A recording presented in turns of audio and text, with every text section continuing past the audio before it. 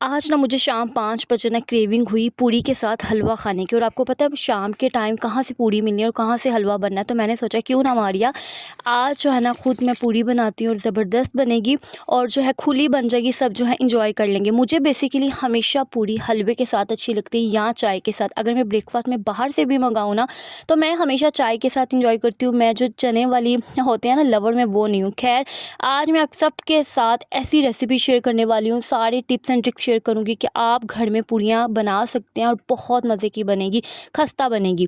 सबसे पहले आपने एक बाउल लेना है, उसमें नीम गर्म गुनगुना पानी ऐड करना है। नीम गर्म गुनगुना पानी से मुराद है कि पानी बहुत गर्म नहीं होना चाहिए, हल्का हल्का जो है ना वो गर्म होना चाहिए। उसमें आपने 1 चम्मच घी ऐड करना है, ऑयल नहीं ऐड करना। उसको अच्छे से मिक्स करना है और फिर जी एक जो है ना स्टैंडर्ड साइज़ का कप मैदा ऐड करना है। 1 टेबलस्पून आपने सूजी और 1 टीस्पून नमक ऐड करना है। सूजी आपने ज़रूर ऐड करनी है। सूजी और मैदे का क्या कॉम्बिनेशन है, लेकिन ज़्यादा सारी नहीं ऐड करनी, जितनी क्वांटिटी बताई है उसके अकॉर्डिंगली ऐड करके अच्छे से मिक्स करना है। आपने देखा मैंने अच्छे से मिक्स किया, थोड़ी सी स्पीड मैंने तेज़ की थी। वो जब नरम था ना तो मैंने 2 टेबलस्पून मैदा और ऐड करके इसको अच्छे से नीट किया और खींचा ताकि इसमें लचक पैदा हो। फिर इसको मैंने आधा घंटे के लिए रेस्ट दिया इस आटे को।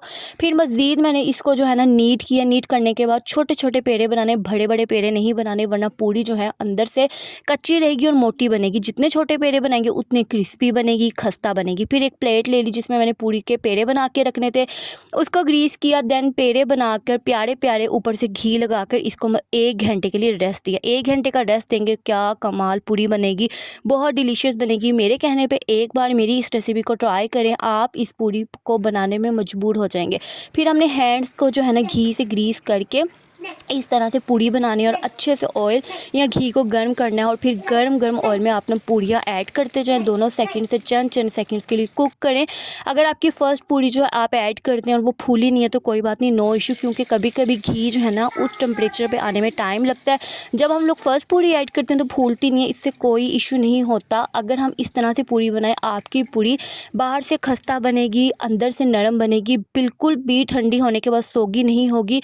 जो जो एक पूरी में खासियत होती है ना वो ज़रूर होगी। और चाय के साथ इंजॉय करें। मेरे बनाते बनाते सब जो है पूरी ख़त्म हो गई थी और बच्चे जो है ना किनारों से तोड़ तोड़ के खा रहे थे, क्योंकि ये इतनी मज़ेदार पूरी बनी थी। मैंने तो इस पूरी को किया था चाय के साथ इंजॉय, क्योंकि हलवा जो बनाने की मुझ में हिम्मत नहीं थी, क्योंकि ये बहुत टाइम टेकिंग रेसिपी है। अगर जो मेरी बहनों को मेरी रेसिपी अच्छी लगी तो लाइक करें और मेरी रेसिपी को फॉलो करें, ट्राई करें। इंस्टाग्राम पर भी मुझे फॉलो कर लें, यूट्यूब पर भी, और टिकटॉक वाले मेरी इस रेसिपी को रीपोस्ट कर दें। मज़ेदार सी चाय बनाए और इंजॉय करेंगे। देख सकते हैं आप लोग पूरी किस कदर नरम थी। ये रही जी मेरी चाय। मिलूंगी नेक्स्ट रेसिपी में। अल्लाह हाफिज़।